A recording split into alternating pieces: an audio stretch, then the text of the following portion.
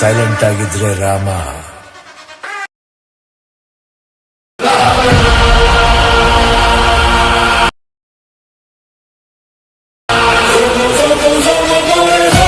ನಿಮ್ಮ ಹತ್ರ 2 ಫೋಟೋ ಇದ್ರೆ ಸಾಕು, ನೀವು ಕೂಡ ಈ ತರ ವಿಡಿಯೋನ ಮಾಡಬಹುದು. ಹೇಗೆ ಅಂತ ಈ ವಿಡಿಯೋದಲ್ಲಿ ತುಂಬಾ ಸಿಂಪಲ್ ಸ್ಟೆಪ್ ಅಲ್ಲಿ ಹೇಳ್ಕೊಡ್ತೀನಿ.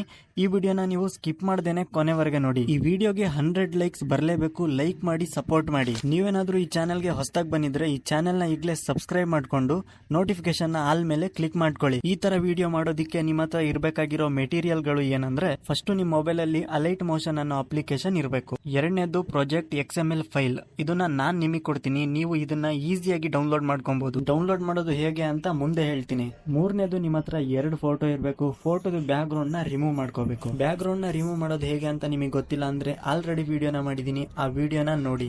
ಬರೀ ಒಂದೇ ಕ್ಲಿಕ್ ಅಲ್ಲಿ ನಿಮ್ ಫೋಟೋದಲ್ಲಿರೋ ಬ್ಯಾಕ್ ಗ್ರೌಂಡ್ ನ ರಿಮೂವ್ ಮಾಡಬಹುದು. ಅಲೈಟ್ ಮೋಷನ್ ಅಪ್ಲಿಕೇಶನ್ ನ ಓಪನ್ ಮಾಡ್ಕೊಂಡು ಟೆಂಪ್ಲೇಟ್ ನ ಸೆಲೆಕ್ಟ್ ಮಾಡಿ ಅಪ್ಲೋಡ್ XML ಫೈಲ್ ಅಂತ ಇರುತ್ತೆ. ನಾನ್ ಕೊಡೋ XML ಫೈಲ್ ನ ಇದರಲ್ಲಿ ಅಪ್ಲೋಡ್ ಮಾಡಬೇಕು. ಮೇಲ್ಗಡೆ ಇರೋ ನೆಕ್ಸ್ಟ್ ಬಟನ್ ಮೇಲೆ ಕ್ಲಿಕ್ ಮಾಡಿ continue to timeline select ಮಾಡಿ. ಫೈಲ್ ಈ ತರ ಓಪನ್ ಆಗುತ್ತೆ. ಈ ಪ್ರಾಜೆಕ್ಟ್ ಫೈಲ್ ಅಲ್ಲಿ ಸುಮಾರು ಲೇಯರ್ ಗಳಿರುತ್ತೆ, ನಾನು ಹೇಳೋದನ್ನ ಮಾತ್ರ ಚೇಂಜಸ್ ಮಾಡಿ. ನೆಕ್ಸ್ಟ್ ಇದರಲ್ಲಿ ಫೋಟೋನ ಚೇಂಜಸ್ ಮಾಡಬೇಕಾಗುತ್ತೆ. ಮುಂದೆ ಹೋದ್ರೆ ಒಂದು ಲೇಯರ್ ಇರುತ್ತೆ, ಅದ್ರ ಮೇಲೆ ಕ್ಲಿಕ್ ಮಾಡಿ ಕಲರ್ ಅಂಡ್ ಫಿಲ್ ಅಂತ ಒಂದು ಆಪ್ಷನ್ ಇರುತ್ತೆ, ಅದನ್ನ ಸೆಲೆಕ್ಟ್ ಮಾಡ್ಕೊಂಡು ಈ ಆಪ್ಷನ್ ಮೇಲೆ ಕ್ಲಿಕ್ ಮಾಡಿ ಯಾವ ಫೋಟೋನ ಆಡ್ ಮಾಡಬೇಕೋ ಅದನ್ನ ಸೆಲೆಕ್ಟ್ ಮಾಡ್ಕೊಳ್ಳಿ. ಇನ್ನು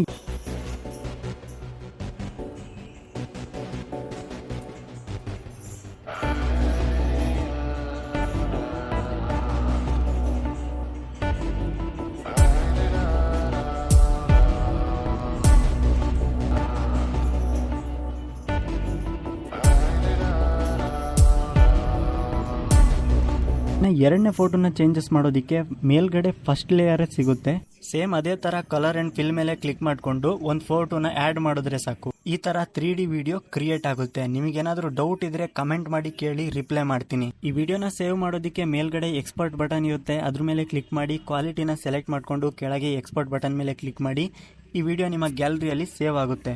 XML ಫೈಲ್ ಬೇಕು ಅಂದ್ರೆ ಡಿಸ್ಕ್ರಿಪ್ಷನ್ ಬಾಕ್ಸ್ ಅಲ್ಲಿ ನಾನು ವೆಬ್ಸೈಟ್ ಲಿಂಕ್ ನ ಕೊಟ್ಟಿರ್ತೀನಿ, ಅಲ್ಲಿಂದ ನೀವು ಈಸಿಯಾಗಿ ಡೌನ್ಲೋಡ್ ಮಾಡ್ಕೊಬಹುದು.